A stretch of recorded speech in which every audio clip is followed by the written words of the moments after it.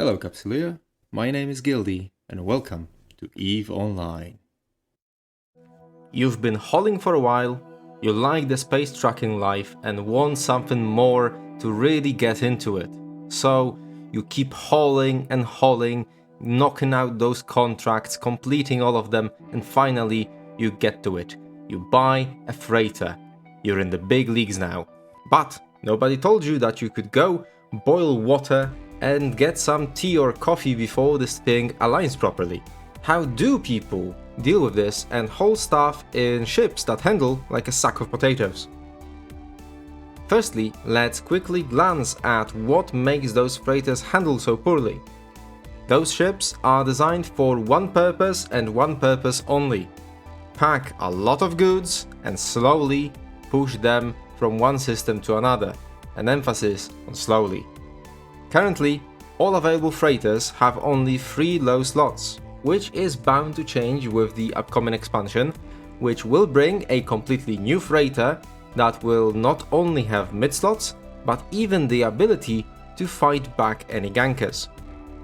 Those 3 slots work usually with 3 standard modules: cargo expanders, which lower your hull HP but expand cargo capacity; reinforced bulkheads, which do the opposite, they increase your hull HP but decrease the cargo space; and lastly, there are inertial stabilizers, which lower your alignment time but increase your signature radius. But let's be honest, ships of those size can be hit by anything. They are also quite slow, having speeds of 93 to 125 meters per second, so you ideally want to land at your destination at 0 to not have to slowboat. Then, alignment time can vary from 36 to 43 seconds, and warp speed for all is 1.37 AU per second. Those stats are for a maxed account with no fitting equipped on the freighter. Knowing the above, there are 2 ways to go about hauling your stuff in a freighter that people default to. First one, which is not the safest, but a lot of people do it, especially when they have a whole fleet of freighters that they move at the same time, and a second one that takes away one of the problems of hauling in a freighter that you can affect. You can't do much about the abysmal warp speed, but you can cut the alignment time to basically nothing. So, for the first method, is to really take into account of what value you move with your ship, keeping way below the 3000 ISK per EHP that EVE University recommends, put your destination in and turn on autopilot. Autopilot will haul your ship to the destination by itself, even dock in station if possible and if you set your route correctly. However, it will take ages as the freighters are slow, very slow, and you will land 10 kilometers from a gate that you are about to take while using it.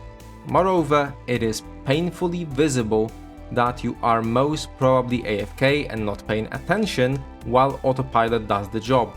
So, gankers can take their sweet time, scanning your cargo to see if you're worth ganking, then check your fit to see how many ships it takes to blow it up, and then gank you.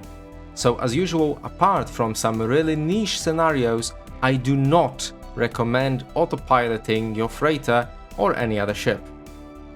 Not to mention the most important part of it all.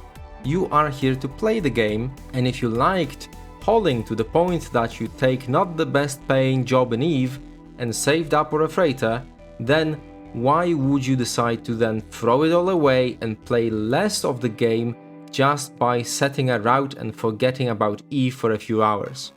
The second option, which will make hauling a more active thing and speed up the alignment of your freighter, is to get a webbing alt on a second account. Webifying mechanic allows you to lower targets' maximum speed, which then usually makes them slow down from their speed to a new maximum. However, when you have a ship like a freighter, which takes a while to align, you can basically push the max speed low enough that after just a few seconds of aligning, it enters warp because the speed it gains is enough to constitute the 75% of max speed needed to enter warp.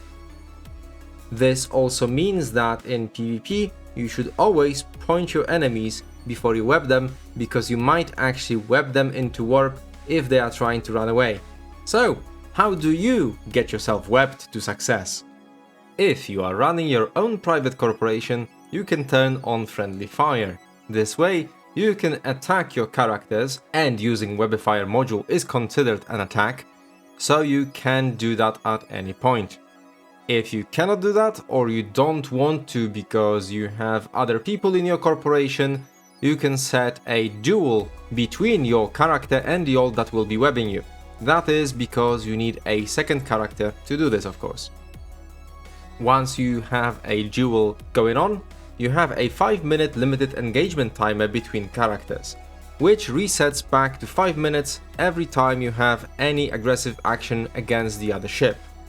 However, I would still recommend to keep a green safety on your webbing ult, just in case you forget and the timer runs out, so that you don't get yourself concorded by accident. All you need to do now is to get the freighter pilot to hit warp to the next gate, lock him up with your webbing ult, and after waiting 2 to 3 seconds, hit Webifiers to immediately drop the max speed. And off it goes to the next gate.